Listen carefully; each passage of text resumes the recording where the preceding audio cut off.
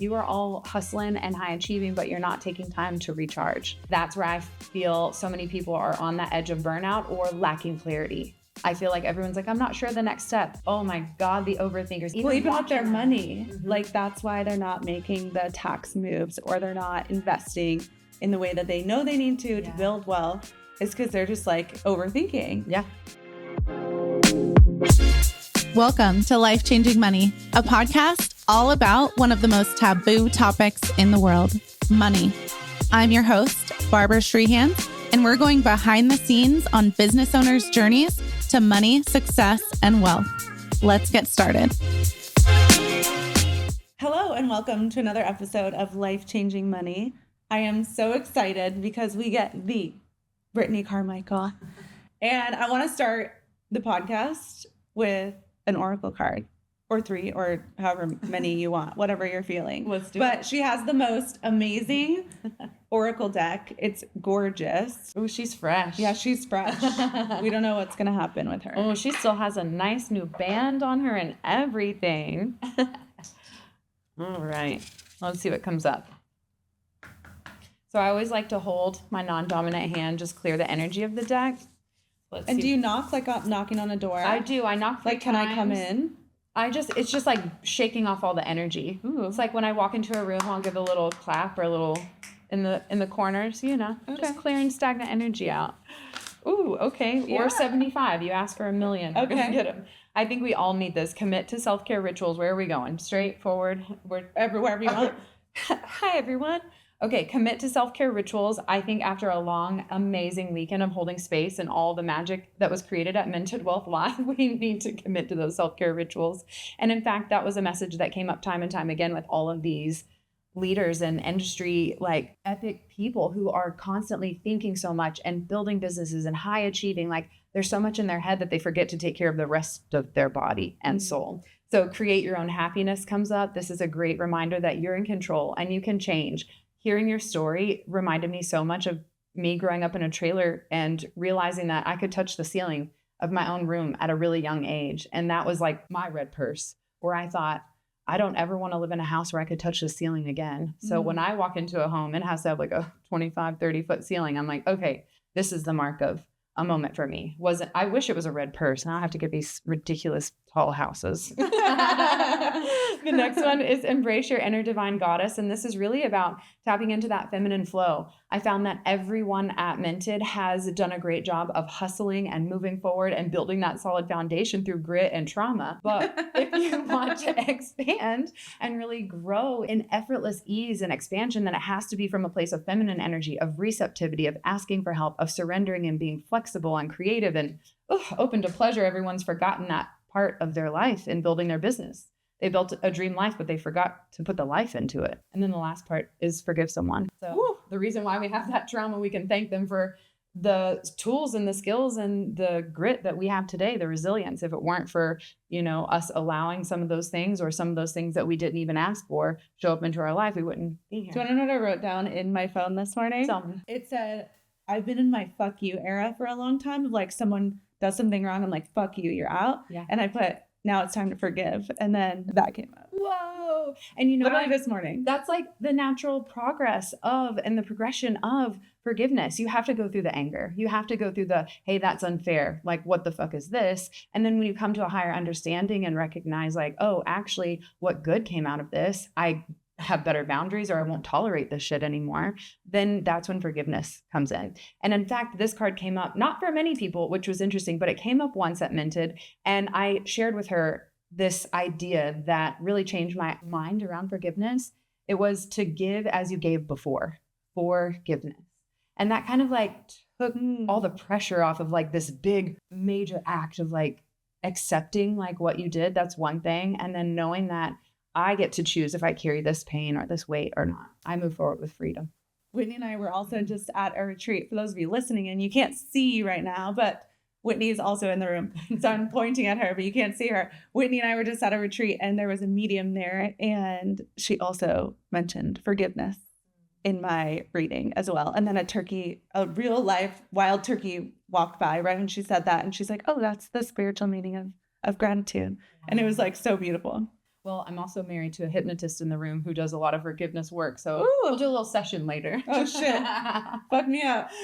Well, how did you get to be where you are right now? Like Trauma. doing this work, you Yeah. host amazing retreats and events, and you have the most beautiful oracle deck, and you help people with their lives intuitively. Like, how did that happen? Yep. So 20 years behind the chair of my luxury vegan salon called OMG Hairstyles, listening to how women think and feel. And I realized it wasn't very pretty. Could make them look amazing on the outside, but inside they were not accepting themselves or not comfortable with their past, or they hated their teeth, or just some fucking stupid, ridiculous thing that stopped them and blocked them from allowing self-love to flow through. And so in 2012, my mom had a stroke that paralyzed her and she could no longer talk. And it was through holding space for her and actually telepathically communicating with her at that time, because she couldn't talk, and watching her learn how to talk and how to walk again, witnessing an actual miracle, really showed me that I was headed in the same fucking path. I was overweight, I was overworked. And honestly, at that time, I was kind of over it all. And that was 2012. I was still young and I had everything on paper, but there was something still missing inside. And my mom's almost near-death experience really was a wake-up call for me, because shortly after that, I had my own near-death experience on a mountain in Colorado. And in that experience, my intuition kept saying, turn around, this is not a road. It was guiding me every single step of the way. I had made a vow. I don't know, I wasn't religious at the time. I wasn't spiritual. I was just kind of like trying to understand what is life and who am I? And in that moment, I said, if you get me off this mountain, I promise I will listen to my intuition, because I knew it was guiding me every step of the way and I was ignoring it. And so we ended up off that mountain. And when I got back down, I kept that vow. And when I heard turn around again at the damn bookstore, I was like, okay. So I turned around and I saw Trust Your Vibes by Sonia Choquette. And it was a book on, are you intuitive? And when I took the 70 question test in there, I scored 100%. I literally cried. I dropped the book and I was like, what is fucking happening to me right now? Whoa. So I went to go see a psychic and she said, honey, buy yourself some cards. You have the gift. And that was it. 2012 was like my massive wake up call, not only in my personal life, but also my spiritual life. And in that same time, my biological dad, who was an abusive alcoholic and not in my life, came to me while I was in a sensory deprivation tank, one of those float tanks. And he said, hey, baby girl, I had to pass in the physical world to guide you from the spiritual world. And that was it. That was when I came out crying and said to my hypnotist husband, I was like, I need help. I need some inner child work. I got some forgiveness to do. And I think I'm talking to dead people right now. So what do we do with this? And so it was not only the external work that I was doing with my clients and learning how to hold a sacred space for them and make them feel beautiful and reclaim their power and leave that narcissist partner, every 6 weeks I check back in. I was naturally coaching people for so long that when this wake up call happened for me, my clients were noticing, you're changing. You're not bitching anymore. What is happening to you? And I just started repeating myself over and over and over again. And that's how Shine School, my online program to reclaim your power, was born. And then Shine from the Inside Oracle came from, bitches only do 1% of courses, and we need some consistency. We need to find a way to actually, it's not enough to know the information. You have to embody it. You have to integrate it. And so I thought the one thing I'm consistent with over the last decade plus is pulling cards. So as a medium and a girl with a gift, that's the one thing I won't skip. I'll skip my yoga, I'll skip my breath work, but I won't skip that. So I thought I'm going to bridge the gap and create a beautiful deck, Libra here, so it has to sparkle. Yeah. And something that is not intimidating for people who are new to the woo. And this is the perfect empowerment tool that when you have it on your bedside table, you can see it and go, oh, it's so pretty. I wonder what it says. And when fucking forgive someone comes up, you're like, okay, this is deep soul work where you have to actually embody and integrate, what does this mean for me in my life? So that's a little bit about how I got here. Wow. So if someone wanted to reclaim their power, what does that look like? Chris asked me many years ago, do you talk to yourself? And I was like, no. And it was years later that I was getting ready one morning and I heard my inner voice be like, oh my God, you're so fat. And that's when I was like, oh, I'm talking to myself. And holy shit, I talk to myself all the time. And so what I know now is that we are only as strong as the story we tell ourselves. And so we have to go back in and figure out and reassess, what does our inner dialogue look like? What does our self-image look like? And for me, it started with just recognizing the way that I was talking to myself.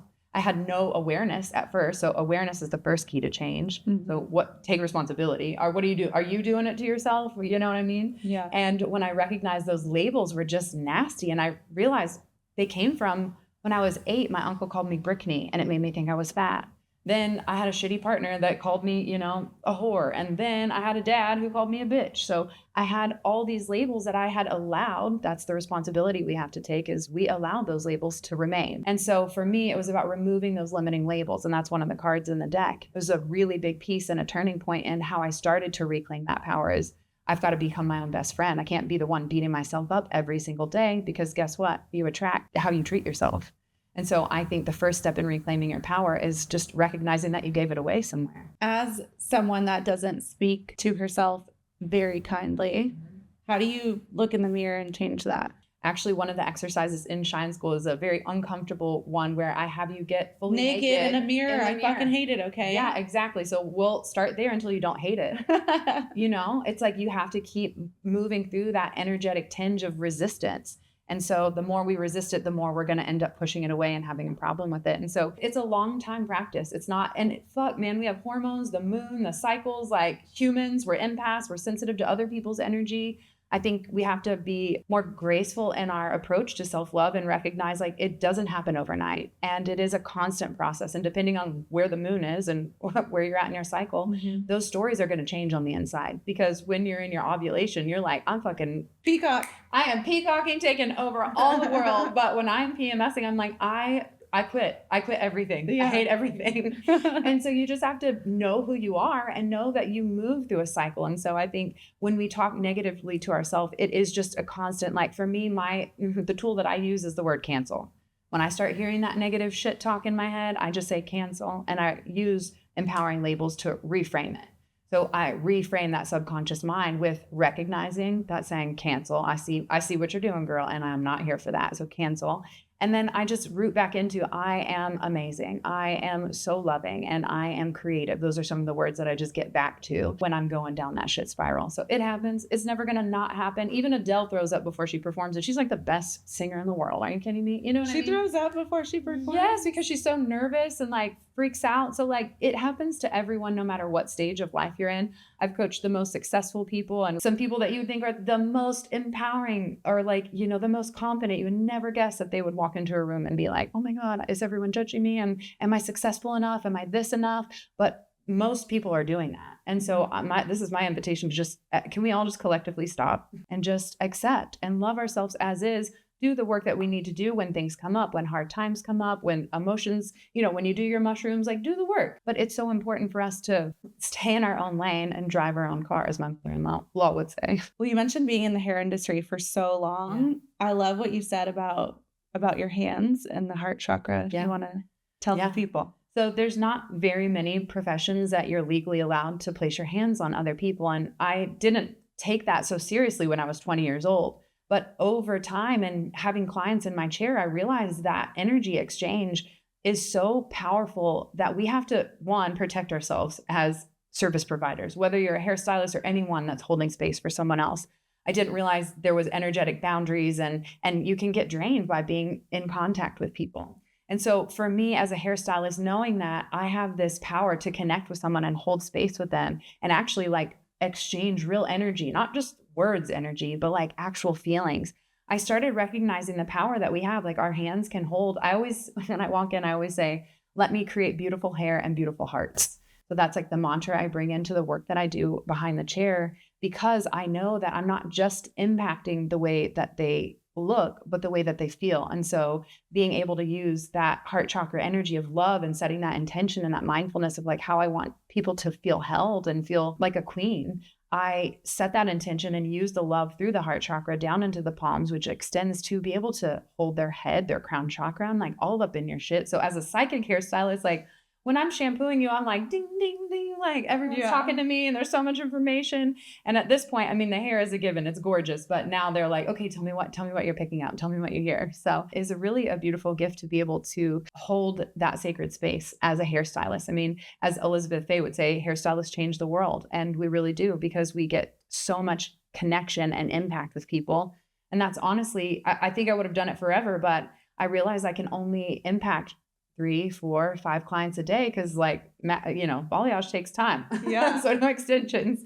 And so I realized like I have a message to share. These lessons that I teach in Shine School and all the lessons that are in the cards, they were stories that I was repeating over and over again over the last decade and beyond to help empower these women to not only look good, but feel good and love themselves. So it's funny how just empowering women one haircut at a time has now turned into this empire of, I have a message to share. I think I need to step out behind the chair and actually share that you can change your entire life if you just decide. And to that point of only being able to help 4 or 5 people a day. Yeah. I think you helped, 60 people at the VIP reception and 200 people plus at Minted Wealth Live. So how does your brain take all that information when you're helping so many people? Yeah, I told Chris, I was like, I don't usually get exhausted from events, but I'm actually a little bit tired from this one, which is interesting. I'm a generator in human design, so I feel like I have an infinite supply of let's go. But there was just so much deep healing work that we did at Minted Wealth Live because you're already talking about a sensitive topic. And that sensitive topic is because there's a lot of emotions, trauma tied to that. And so what I loved about being able to come into your room and hold space for the amazing community that you've built is that they're ready, they're open. They're like a whole new breed of like wealth conscious, it's like, it's not wealth just conscious. Yeah, they're like conscious creators. It's like conscious capitalism here, And so I think that getting to hold space for so many people, I've practiced for 20 years behind the chair and knowing how to do it and being able to do these readings and get to someone's heart and have them cry within 2 minutes and like, okay, on to the next one. Like, what's your trauma? Let's go through it. It's like honestly the most beautiful thing. So whenever I left, it was get in the shower. The shower is where I cleanse all my energy, cleanse the aura, call my power back. I did some fun red light therapy, tuning forks. I did my own sound bowl to myself after doing everyone else's energy clearing. So for me, every night after Minted was like, I would love to hang out. I know you want to keep playing in my sparkle magic, but like girls got to recharge. So at this point, it's about knowing how much you have to give and knowing that you're responsible for filling that cup if you're the leader, giving it to everyone else in your normal life.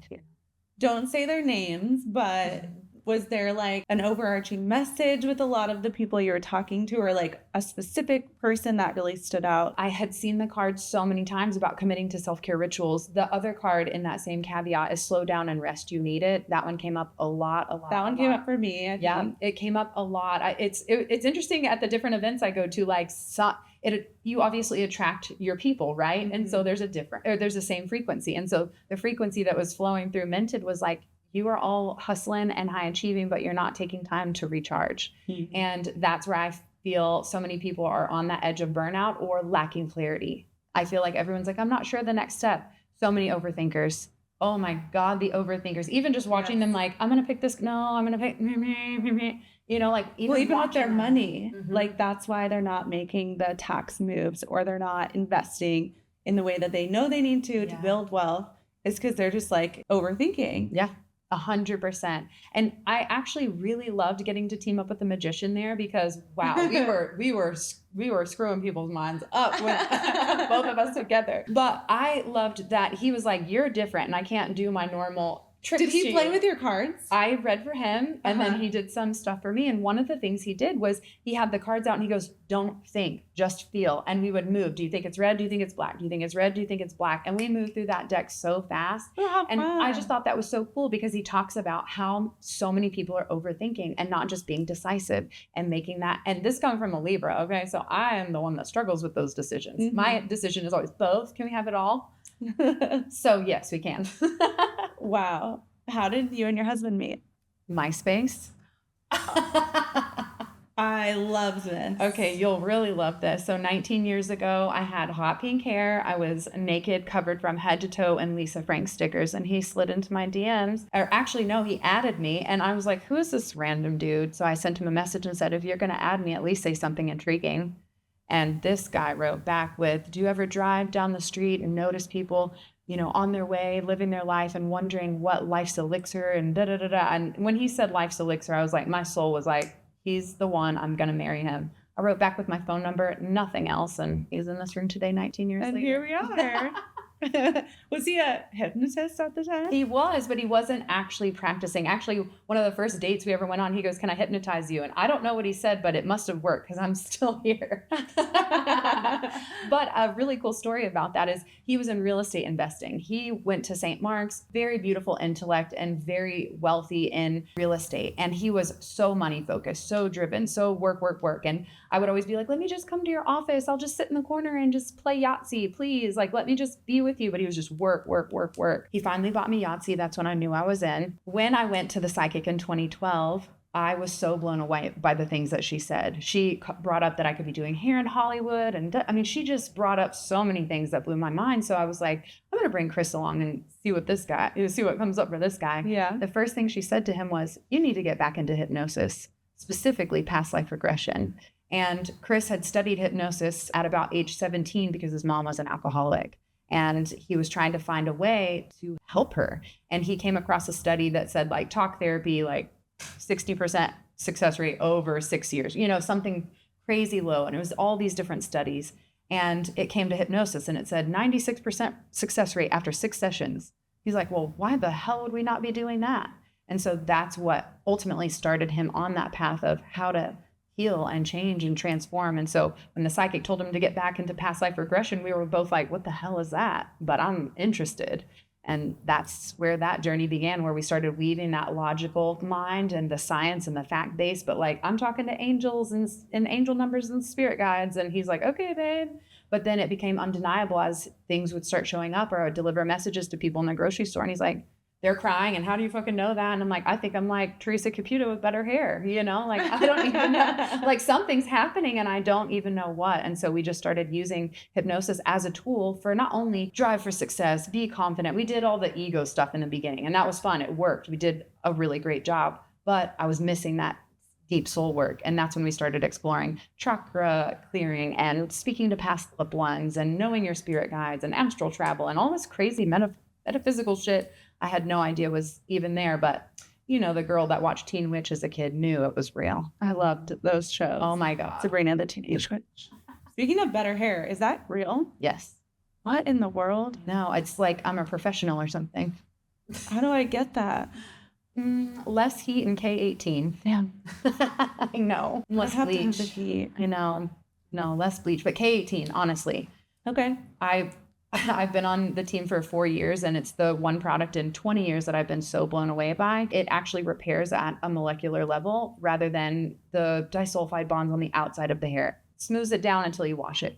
K18 actually repairs the DNA and it's a really, really incredible product. Girl, I got you. I'll hook you up. Okay, cool. It's incredible. It's like life-changing. And for me as a stylist... K18 came up at the dinner table last night too. So I think the world's telling me something. I think so, yeah. I always put it in all my goodie bags at all the events because I want everyone to have damn good hair, But K18 is just honestly the most innovative and incredible product. And not only the best product on the market for repairing hair, but also the way that the company treats us as stylists as ambassadors. They treat us so well because they know we're the educators for how to get this type of unique and innovative product out into the market. And so I've just been so... Well, thousands of women just heard about it. Okay, so. well, Brittany Carmichael /K18, let's throw that affiliate code in there. But I think it's so important for us to be open to change. And when K18 kept knocking on my door, a client I was coaching that owned a salon, she's like, we use K18. Then I went to Elizabeth Faye's Hair Love, and one of the guys I was talking to was like, our salon uses K18.